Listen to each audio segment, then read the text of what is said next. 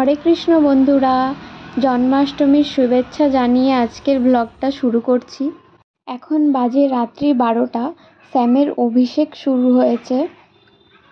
প্রথমে দুধ, দই, মিছরি জল, ঘি এবং মধু দিয়ে অভিষেক করে নেওয়ার পর হালকা গরম জলে অভিষেক করে নিয়েছি।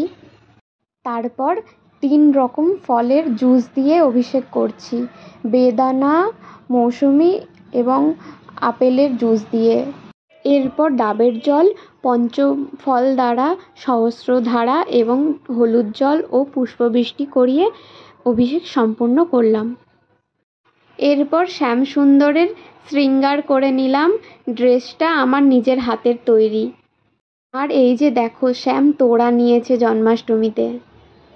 এই যে আমার শ্যামসুন্দর, কেমন লাগছে জানিও সকলে আমার শ্যামকে।